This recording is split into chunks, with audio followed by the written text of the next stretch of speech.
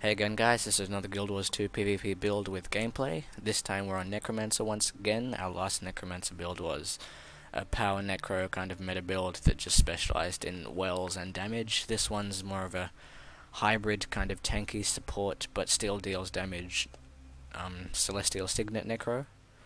So we run Dagger Warhorn, 3 Signets and a staff. So I'll get into the equipment and then specializations. Right now it's the specializations weekend, so everything's a bit like crazy. It's a bit weird, like everyone's playing with really weird builds and the game might not go so well, but I'll still show it off in the game. So Celestial Signet here gives 560 to every stat. It's really nice. We get a bit more condition damage, quite a lot of power as well in the build, even though it doesn't look too high now. For a Celestial build, this is actually quite high power. So yeah, on to staff. We run energy and doom for the poison and the extra dodge you get. So doom doesn't really deal much damage, it's more for the condition pressure it puts on them, so the healing does less. Then on Dagger Warhorn we run leeching, so when you swap you steal 975 health I believe, or 945, something like that, and you deal that amount of damage as well, so that's what steal is there. And then Geomancy Sigil, also when you swap into your Death Shroud. All of these swap things, by the way, work with Death Shroud as well as your weapon swap. But yeah, so that also just bleeds nearby foes for 10 seconds. This actually does a bit of damage as well. Then Rune of Strength for the massive power we get. Since Celestial doesn't specialize in anything, we need a lot of power to still do damage. And the might duration is insane. It's, what is it, 25 and 20. It's 45% might duration and 5% damage while under the effects of might into number 6. And we always have might, so permanent 5% damage is nice on a rune. Onto the specializations now. We're on Spite, Soul Reaping, and Curses. Spite is like a trait line that focuses on like the Signet kind of damaging things. Okay, but into Spite we have your Death Shroud 1 grants 20 seconds of might, which is great. That benefits your Strength Rune already. And it's just that all adds up if you spam Death Shroud 1. Then Spiteful Renewal, so consume conditions to gain health when you strike a foe below the health threshold. So you remove a condition when you strike someone on low health and you gain health from the condition. You could also run, what is it, Chilling a Foe inflicts vulnerability, but we only have access to 1 chill here, I'm pretty sure. So Spiteful Renewal there. Then Death's Embrace, so inflict vulnerability when you strike a foe below the health threshold and deal more damage while down. So your down damage is still as high as a Berserker Necro pretty much. Then Chill of Death, of course, is like one of the best traits the Necro can have right now. You could run Rending Shroud, but it's not too good. It's like permanent 3 vulnerability instead of 3 boon removals and a high spike when you hit someone below 50% health. And that goes off while you're in Death Shroud or anything. It doesn't matter what you have. Then Siphoned Power, so gain might when you strike a foe below the health threshold. This is only 50% and it's 2 might for 14 seconds. So you just spam Dagger 1 and this will build up to about 12 stacks of might, 12 to 16 stacks there. That's massive might uptime on a Necro. Then reduces recharge on Signet, Signets grant might, and convert boons on affected foes to conditions. So this is like the all-in-one Signet trait, and more might for you. Then on Soul Reaping, increases life force gain from skills, so your dagger auto attacks, your spectral skill, a lot of your weapon skills pretty much. All your staff skills generate life force as well. So yeah, here it is.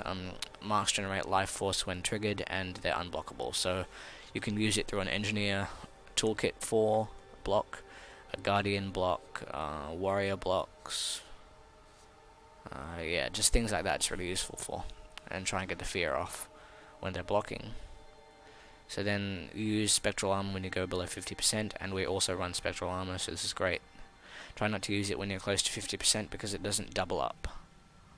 So that would be wasted, but yeah, so life force drains slower passively, and your skills recharge faster, so I'll go through the Death Shroud skills in a second.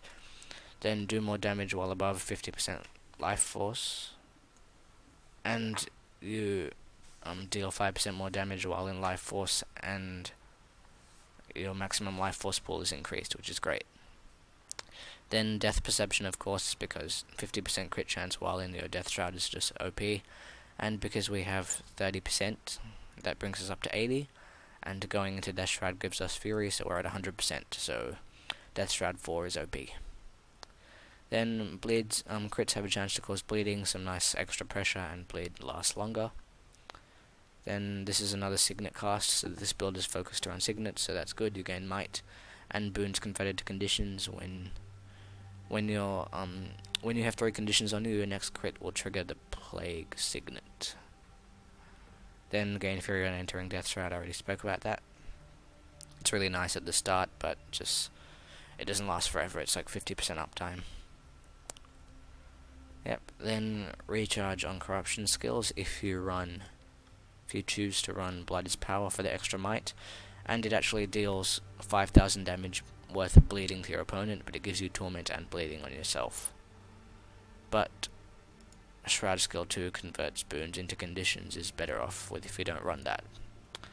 Then that's a pretty non-important trait, but you gain crit chance for each condition on you, and condition damage based upon your precision, and it's actually 13%, which is quite high compared to the other traits like this, so that's why our condition damage is quite a bit higher than our other traits, our other stats. Then you cast Enfeeble when entering Death Shroud, and your crits inflict weakness, so Enfeeble is just bleed and weaken nearby foes, so try to enter Death Shroud in the middle of people. If you don't run that, you could run Parasitic Contagion, and we don't run a Scepter, so that's useless, but yeah, those are the traits. You can't really change many things because this is like how the build works. Like relies on Signets and Boon conversion and staying alive and Death Shroud. So yeah, I went through that as well. I'll go into the weapon skills and everything now. So Dagger Auto Attack is a really fast hitting skill, as you can see here, great for might generation when below 50%, and life force generation, gains 8% per auto chain, and the auto chains are very quick. Then this is a great healing skill for you, so you siphon health from your foe.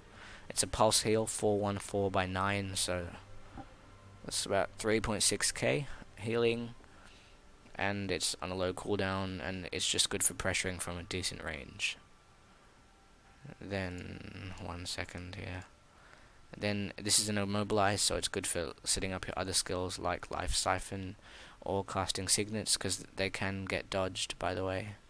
Vampirism and Spite, so you can set up the Signets with Dark Pact and Whale of Doom with Dark Pact. So on your staff you have an unblockable CC, and on Warhorn this is also an unblockable CC for rezzing, stomping, things like that. It's really useful for great interrupts. Then this is just more life force generation and swiftness. It's mainly used for mobility, cast it whenever it's up. It's not really that important, you don't need to save it for anything. Then Signet of Vampirism, so this is a very weird type of healing skill, so it's a passive. Every 1 second you'll hit, you gain 381 health. Then when you activate the Signet you gain 4,200 health, and there's 25 stacks of Siphon, and your allies can trigger the stacks as well, but whenever you trigger one of the stacks you steal 300 health and deal 600 damage. Oh no, it's the other way around. And that's a 1 second, like it's a 1 second internal cooldown, and it's a 1,200 range, and converts boons to conditions, and gives you might, like all the other Signets. So then this is your main condition removal skill. 5 conditions are sent to your foe, and it converts 2 of their boons to conditions, and it breaks your stun, so it's a good stun break as well on a low cooldown, and is also 1,200 range, and gives you might, of course. This one, it just overloads your foe with conditions and gives you passive power, which is really nice. And also the might and boons there. Plague is a corruption skill, so if you choose to run the trait that benefits from corruption, Plague will be on a 2-minute cooldown instead of a 3-minute cooldown. But yeah, Plague is just a massive thing that gives you stability, great for stomping and rezzing, great for massive point pressure, and it lasts a long time, increases your health massively as well. I'll show it off here real quick. So it gives you 44k health. You apply cripple and weakness. You can apply blindness to the Plague. You'll need to press these once, by the way. I see many Necros spamming these skills. It doesn't do anything. It's like a setting for your plague, basically. But mainly try and stay on add bleeding to your plague or cripple and weakness. And then in Death Shroud, we have Death Shroud 1, Life Blast, massive damage when you're close to your target, and is a might generator. Then Dark Path converts boons to conditions once again, like this whole build is focused around. And it's a gap closer that bleeds and chills. This is another chill, by the way. So this is high pressure, this is a great interrupt. This is great as soon as you go into Death Shroud, you life transfer, and your number 5 skill immobilizes and puts torment on foes. So yeah, that's how the build works. I'll also open 74 of these that I've been saving up because we have the Greater Call of the Mist. For those of you who haven't watched it, it was the Absurd vs Orange logo once again. That was a great match. I suggest you watch it, the Guild Wars 2 finals. But yeah, I'll get into a game here, ranked. Okay, cool. See you guys in a second. I'll go through the staff skills while we wait for the queue to pop, but staff 1 is just a life force generation range skill that pierces, good for pressuring, massive range. Staff 2 is just another mark that you can spam a lot, as much as you want. It gives permanent regen, permanent bleeding, and life force generation. It's also unblockable and deals like a minor bit of damage, but Staff 3 is great at the start of fights. It's like a chill and poison, messes up their rotations and healing. Staff 4 is really what you want to save until you really need it, but its 3 conditions are transferred from you onto your foe, so this isn't just removed, but it's transferred, which is great. So if like a burn guardian jumps on you, unloads all the burning and everything, just transfer it right back onto them. And that's also a blast finisher, so try and set it up with other things. And then Reaper's Mark is the unblockable CC I spoke about, so it's just great for when you're rezzing or stomping and just getting people off points. Q hasn't popped yet. It's been the queue time's quite long today, I don't know why. This is already over. But yeah, I'll resume when we're back in the queue. Q popped here. Legacy and Forest are really good for this, or any map's really good for this build. It's like roaming, plus oneing, point pressure is what it's good at. It's bad at it's not too bad at 1v1s, but it can lose quite a few of them if you don't play properly. But it's more for like team pressure and also focus down targets, because when you call a target and you use your healing skill, make sure it's always on a target. Just like whenever you use this, make sure the person you have targeted is the person you use it on, because allies then hit it and then benefit from the vampiric mark thing. I wouldn't have liked this map, but oh well. Let's check.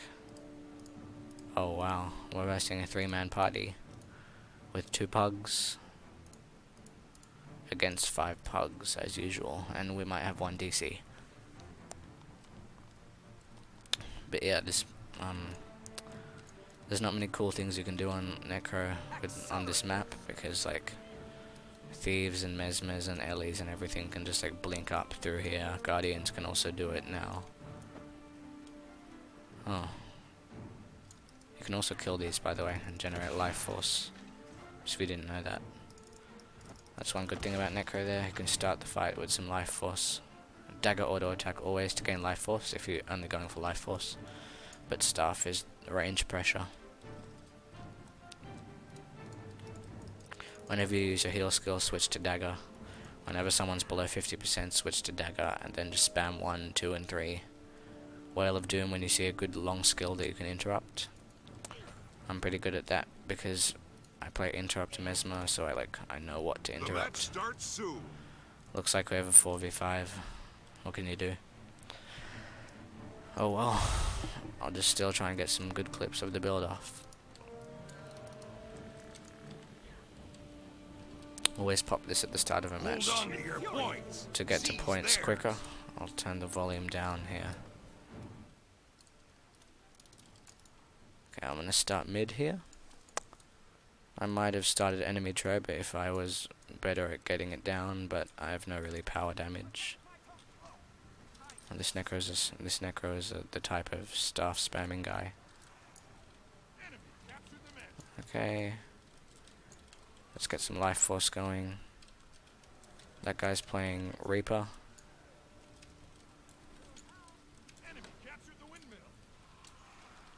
We have to life transfer here. Get our crits off. Looks like we're the only one on our team here, which is very bad. We're gonna go down 4v5.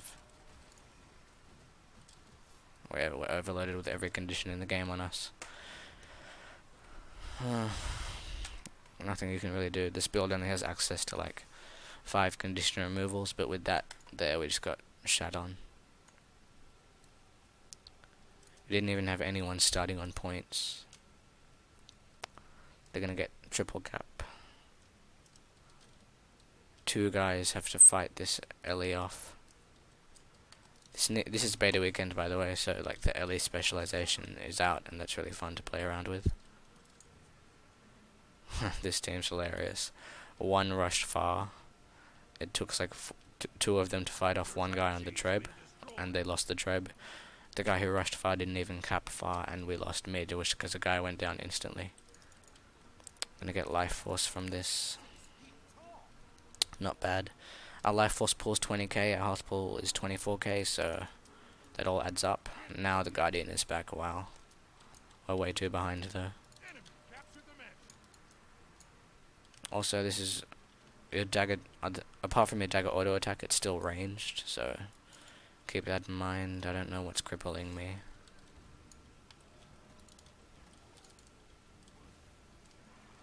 Gonna send some conditions over to this guy. I had to interrupt him there.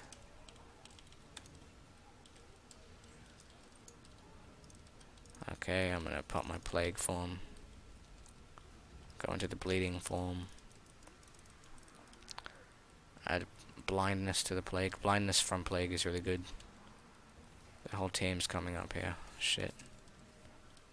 You can also leave plague prematurely if you're getting pressured. What the hell is this guy doing? How did he die? Okay, there's an elemental down there and a dead guardian. The guardian that was AFK. Bad idea for me to get on point again.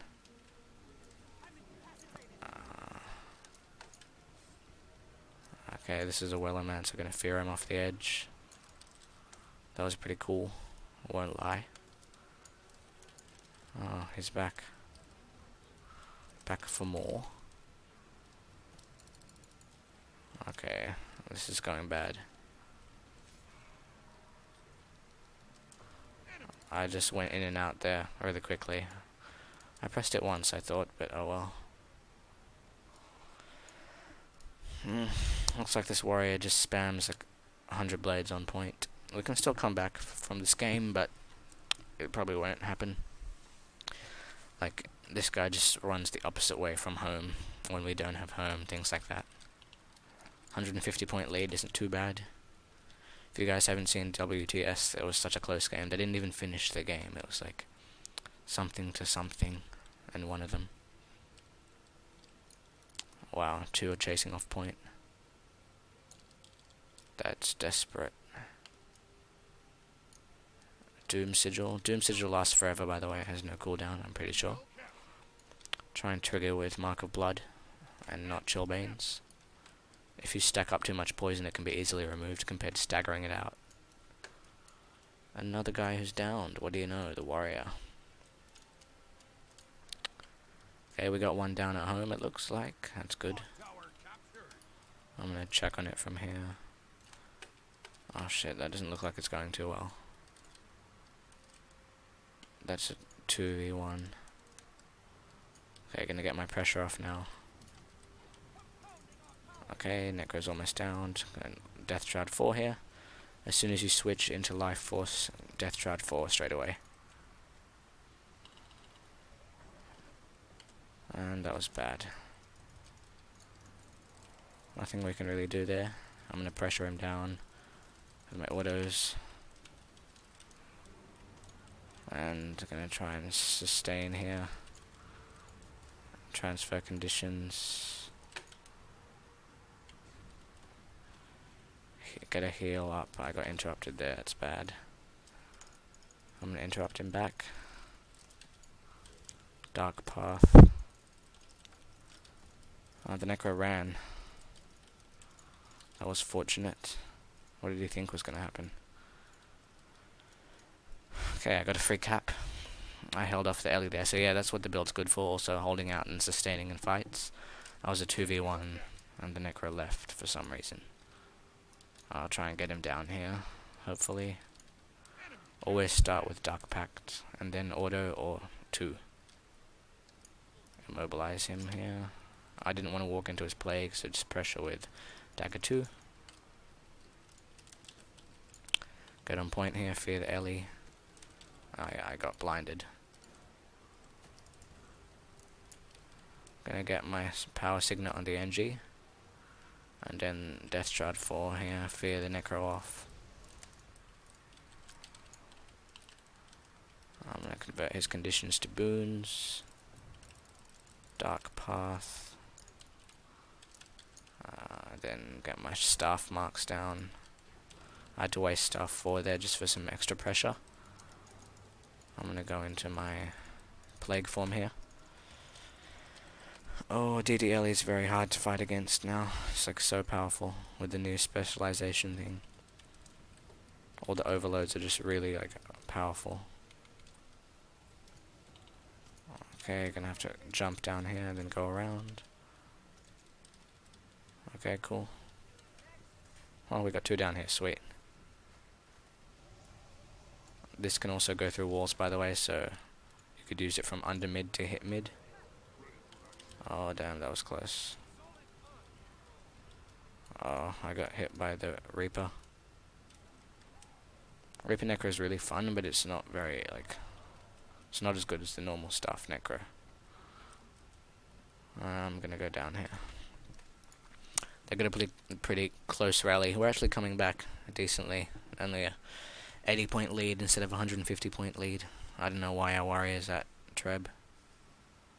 We got 1 down here, but we also have a downed, and we got stomped.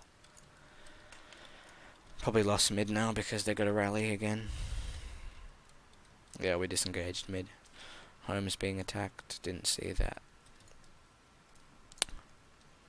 This is good for decapping, because you have a lot of access to fears and CC. A warrior. Oh, not bad. This build can fight warriors decently well. Oh, this guy's a Condi warrior. That's nice. Put them all back on him.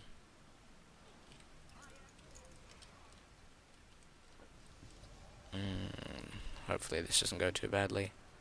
Let's convert his boons to conditions. Send some of the conditions back to him. Oh, 40 bleeds. Did you see that? That's insane.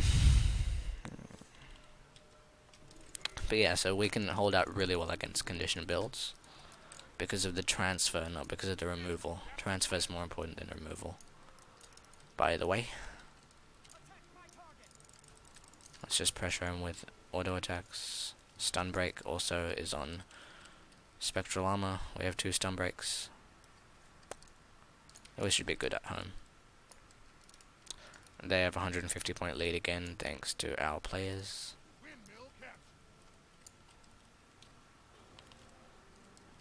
Okay, let's try and fear him.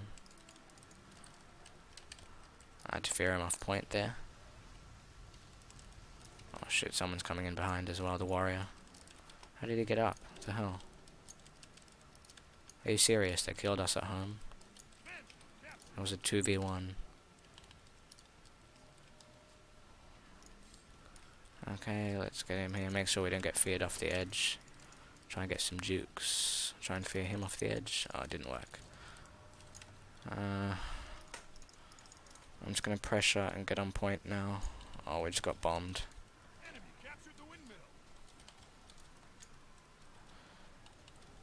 Okay, well, we got all the conditions off us, luckily.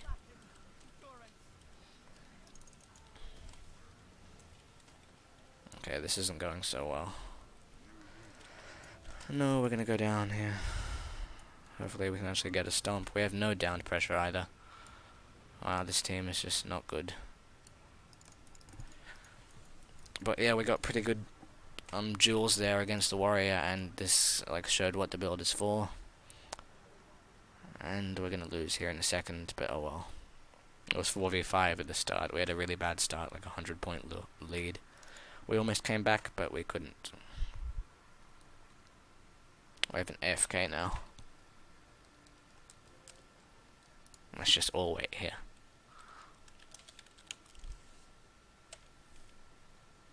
And also they had a 3-man pre-made. Oh wow, there are 3 parties at the bottom.